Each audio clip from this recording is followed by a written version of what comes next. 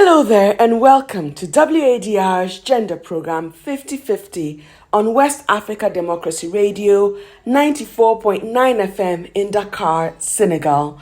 We're also live on Alternative Youth Radio in Lofa County, Liberia, and around the world on wadr.org. My name is Atiewin Imbila Lawson, and I am the host of the program. Here on 50/50, we discuss all things gender equality, equity, and equal opportunities for men and women, and how to promote a more women-friendly environment. Before we dig into today's conversation, let's take out some time to celebrate our fathers. On Sunday, millions commemorated Father's Day with sweet messages, family outings, gifts, and other goodies. So as we did on Mother's Day, we have been finding out some views from you, our listeners, on how you feel about Father's Day and what makes our fathers so special. Father's Day is really special to me because it's the time that we, the children, we express our love and our appreciation to our fathers. Because some fathers are really responsible. They are really trying their best to provide for the house. Actually, my biological father is irresponsible. He has never accepted me as a child, but the one that God has given me for some years now is just the best that anyone could wish for. And I have so many memories with him, you see. But the one that I really appreciate the most is just this Friday. I needed a food because on Saturday I'll be going to the field. And I told him around 8 p.m. that I needed a food. And he was like, we should go to the market and get some. I was like, at this time it's late. He said we should try. So when we went there, they've closed and the place was dark.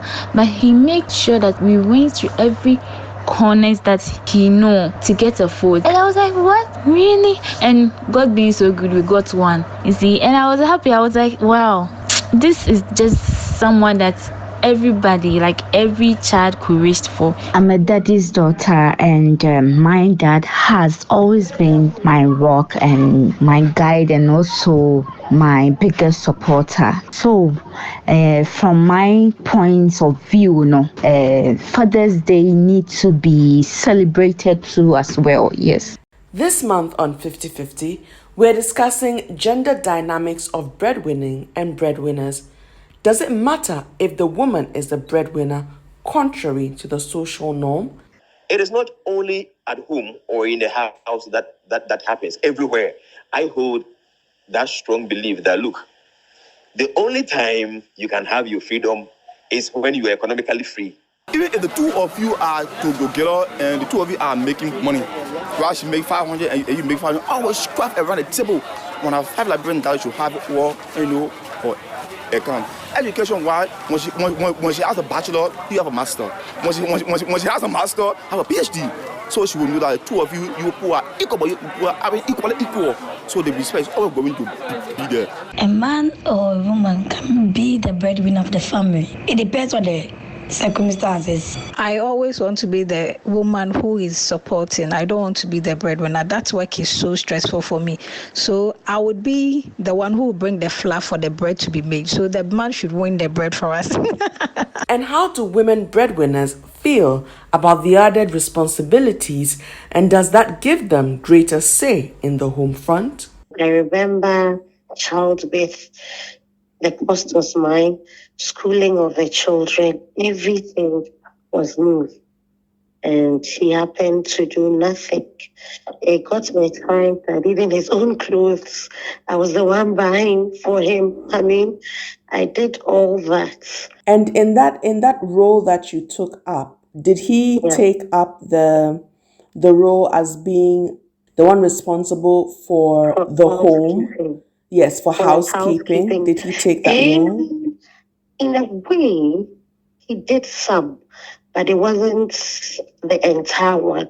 Because if it had been me, the woman who was not working, I would have taken the total role. But there were times he stepped in to do childcare whilst I went to work. It's actually been a challenge because from school fees down to so many things he hardly does. He sends them little stipend for the month, and of course we all know what situation is now with respect to inflation. the amount it gives them for upkeep in the month, it's nothing to write home about. So it's as good as he's not even doing anything. And couldn't you take the matter to court? Was there no agreement in the divorce that provided child support or something along those lines? I'm not really blessed with law terms or what one is entitled to, what one is not entitled to, but I'm trying my possible means to protect the interest of the kids. And that is why I decided not to go to report at his place of work. Well, today on 50-50, we hear from the men. Eche and Kwame are two men with very different stories and experiences. One has been the breadwinner throughout and in all of his relationships, and the other has been on the receiving end. He spent a year as a stay-at-home dad, looking to his wife to be the breadwinner. Stay with us as we delve deeper into their stories today. First, Kwame Pepra, who lives in what many would describe as a traditional African home setting. He's currently the sole breadwinner in his home as his partner looks for a job. While Kwame acknowledges that his financial standing gives him power to make big decisions and direct the overall pace and direction of the relationship, he doesn't lord it over his partner. I started by asking Kwame about how important it is for a man to be the breadwinner. Yes, I believe as a man, it is my responsibility to be the breadwinner. I think it's only natural. Men are providers. Just that sometimes the dynamics we live in today makes it a bit imperative that the women support, because women are also financially viable nowadays, even more than men. Women are now captains of industries. Women are now, top CEOs and management of big corporations and all that, and they earn some good amount of money. So it's only fair that when the woman is financially viable, they support at home. But it is not a given, and it's a conversation that will make the woman understand their place. If you give the impression that you can do everything, you can breeze and do everything, without even discussing it, without even showing signs of the challenges you are going through at work. Because let's not forget, you just don't have to be the breadwinner for your nuclear family, sometimes your extended family. And that comes with a lot of huge responsibilities on you, right? Huge responsibilities on you. So you have to let your wife know all this. And if they are financially viable, and that's the caveat, it is not a must that your wife support or your husband even support if they are not working. Life happens. They may lose their jobs and all that, so it's not a given. But I believe that men have that primary responsibility of providing for the home, and women also have that primary responsibility of supporting the husband. The support may be what the two of you decide or agree on. One should man the house, or if possible, we should all work, get someone to man the house and feed our family. So the dynamics are not a template. In my view, I think that it depends on what the two of you want to do. And was it something that was discussed with your partner, or did it just happen? She just came from school. She has to, look for a job, and we all know the situation in Ghana and most African countries. After school, you have to wait for a certain period before you get a job. Not because you are not good enough, or not because you can't, work hard, but it's just the realities of our continent. And you got to be home for a period and try and sustain, yourself before you get a job into the public sector or the private sector and all that. So it was something that was also discussed, and I feel that I could do it, but the dynamics are not that easy. Just like in a decision, sometimes you feel that it's a bit easy, it's a bit simplistic, and you can easily, do it. But sometimes when you start the process, that's when it dawns on you that the other dynamics, other intricacies that comes in and makes it a bit complicated. But I think it's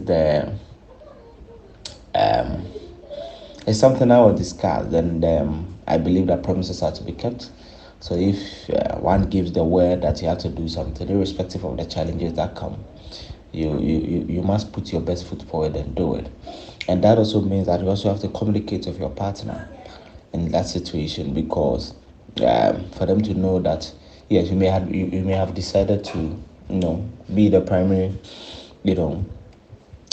breadwinner and all that, but sometimes when the the times get tough, you need to let them know that this is the situation, this is what is happening, so that they are also able to understand. If you cannot make certain commitments, if you cannot make certain sacrifices, you have to let them know. Because when I believe that when people are told the realities of the day, they are able to adjust themselves to suit it appropriately. But as the primary breadwinner, it does give you more powers in your home in the area of decision making and the general direction of the relationship, right? Like, I think it does. It does. They say, he who pays the piper calls the tune.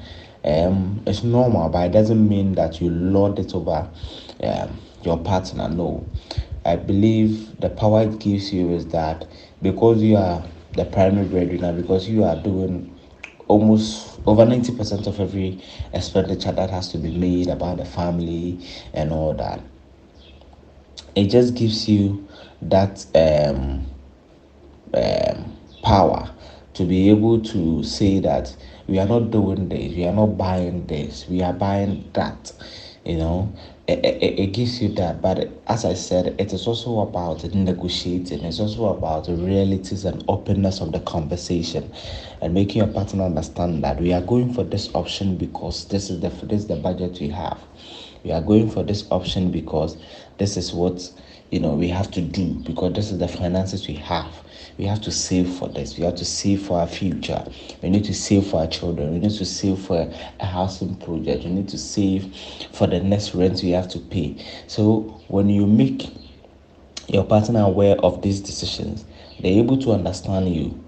They're able to understand you and understand the financial decisions you are making. So yes, you have a lot of power decision making, as I said, because you are paying the piper and you call the tune. But that doesn't give you, a militant kind of approach when it comes to decision making. No, you still judge all of your partner. You should try to let them understand you when it comes to certain issues. Kwame, to wrap this up, what do you think about the idea of women breadwinners? Is that something you would consider? Why not? If I've lost my jobs, if I've lost a limb, and I'm not financially viable, I'm not economically viable, I'm just redundant at home, why not? And if my wife has the means to step in, why not? There's nothing wrong with women being the breadwinners. There's nothing wrong with it. What may be wrong with that is the husband deliberately neglecting his duty and making the wife do certain things when the man can step in and help. That is a totally different conversation. But if I'm not working, if I'm not financially viable, if I don't have the means, I don't have any social security, I don't have any investment when I was working, because I've invested everything in my family, and I cannot have a job now, I cannot do certain things now, my wife should be able to step in if she is also financially viable. And there's absolutely nothing wrong with that. I think that sometimes as men, our egos are bruised when women are doing certain things. But I think that the realities must dawn on us. That is why when you check most statistics when it comes to suicide, there's a high propensity that out of 10 people, more men commit suicide. That's about 70%. And these data are public knowledge, because we tend to absorb a lot of things. We tend to, show a lot of things, and then sometimes you cannot just take it, and it weighs on our thoughts, it weighs on our mind, our mental health, and it deteriorates our health in the general terms. So if your wife can support you, I see nothing wrong with that. You should rather encourage her to do more, whilst you also find another avenue to supplement what the person is doing. Because it's only natural that if one person is always the one bringing out the money, one person always bearing the financial responsibility of a home, it may be daunting. So it's only fair and natural that if one person is doing it, the other support. So if a woman will support the man when he is the breadwinner or doing most of the things, it is only fair that the man, irrespective of whether you've lost a job or you don't have a job, when your woman is also supporting, which I see nothing wrong with, you make the effort to support the person. Kwame Pepra is a breadwinner of his home. Today on 50/50, we're discussing the gender dynamics of breadwinning by hearing from two men. Just gone by was Kwame Pepra, who lives in what many would describe as a traditional African setting, as he is the breadwinner. Now let's hear from Echi Atisu, who has a very different experience. He was a stay-at-home dad for a period of time, relying on his wife to support the home financially. 2020 was the year of the coronavirus, and so kind of whether it was planned or not, early March I resigned, and then in Ghana there was the recording of the first cases of the coronavirus, and so things just started spiraling. Things changed. There was the lockdown and all of those things. So obviously a lot of things changed for many people. People lost their jobs and all of those things. So mine just tied into my resignation and then the onset of the coronavirus. So that's what happened with me. But all the while I was still trying to get back into work. I just thought it was okay. Well, if I was not going to be working, then let me use that as an opportunity to just stay at home and then be with at the time, my daughter was just a few months old. She was counting down to her first year. And so I took that as an opportunity to just stay back home, hoping that I got a better opportunity later on in life. So how did it feel, or how did you feel rather, about deciding to be a stay-at-home dad? Again, I didn't plan to be at home. It just happened. And because of the coronavirus, I had no other option than to just give myself some holiday of the sort to stay back home for a while. But it extended beyond what I had expected because, as I mentioned, and I was trying to get other job opportunities. They never came. I tried and tried, but it never happened. So it was kind of a here there kind of feeling. I wasn't so. It was tough because my wife was the only one who had to go to work and I had to be at home. It was not an easy thing for me. Well, yeah, basically I laugh about it today because it just humbled me to a point, so much so that I just started appreciating what it meant for people to step out every day and to go toil, work hard to bring back home monies for their families and all of that. The most challenging part, I would say, was the fact that now tables had turned. Ordinarily, I would have been the one providing for a lot of things. I would have been the one giving money out for a number of things. Get this, get that, and all of those things. This time, things turned the other way.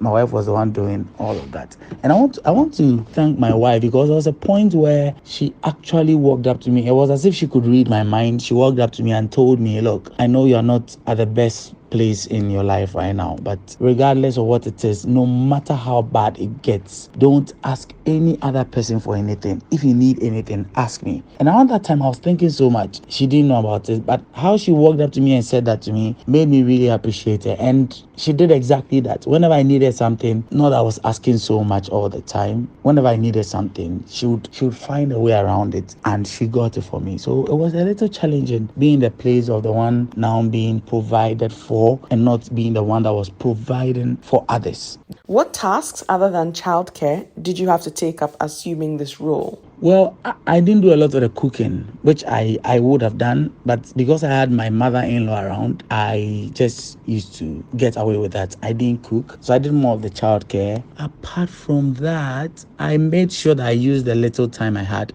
whenever I needed to. If I needed to run to the market, I'll do that either alone or with my wife. We used to do that a lot. Even long before we had our child and all of that.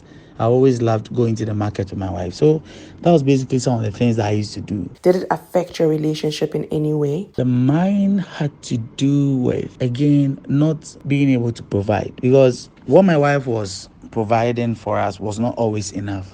And it was always tough. It was really, really tough. There were days that we had to be in some of the most unimaginable situations. I don't want to start talking about the details, but we didn't have such a smooth ride, but we always had each other. Personally, being the man, I didn't talk about it too many times. I don't do a lot of that because I feel that if I talk about it, then I'm amplifying those problems or those hardships, but we dealt with it together.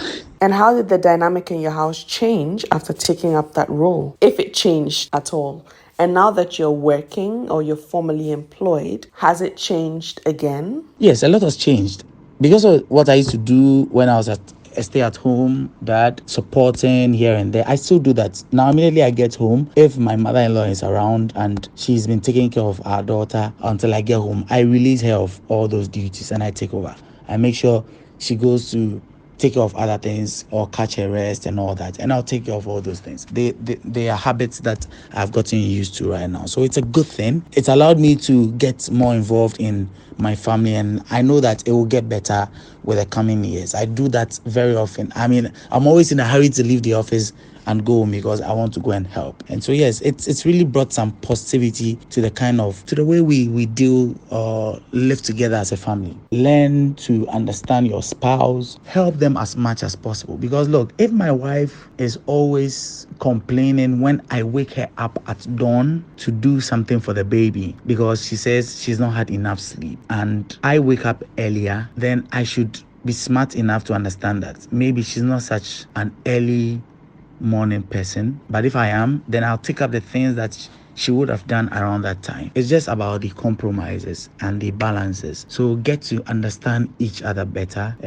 Being the man, you can always do the woman's things. The woman can also help with some of the male chores at home. It's understanding each other. I think that it can always work. Our parents did it, we can also do the same. It makes me appreciate women and motherhood even better. And what would you say to dads who are considering becoming stay-at-home dads? It will be difficult, especially because of the kind of society we live in, for anyone to say boldly that they want to just retire to being stay-at-home dads. But it's a good shot. You can give it a shot. Otherwise, as I've mentioned, any other time, the least chance you get, play the role of a stay-at-home dad. Be with your family, help out, let your wife also take some rest so that you can also help out with the children as much as possible. Together, we can all make our homes better and then eventually make this world a much more better place. And like I've always said, if we want to change a lot of things, then we can start from home. We can start having better children. People complain about how boys are, men are, and all of those things. It starts from us. If we can even give our boys better training so that when they grow up, they are better gentlemen and all of that, it starts from you. And so anyone considering doing such a thing, you're welcome to the world. But again, it shouldn't just be about just staying at home. You can always help out, even when you are still working. You can still make some time and then help your spouse or be a good help to your children who are growing up with you at home. Eche Atisu was a stay-at-home dad for a period of time while his wife was the breadwinner. And that's how we wrap up our discussions on breadwinners and the gender dynamics this month. Next week, we bring you our Woman of the Month. My name is Atiewin Imbila Lawson. Thank you so much for listening and for tuning in every week. We'll see you next week. Thanks to our resource persons and to the production team. Enjoy the rest of our programming and goodbye for now.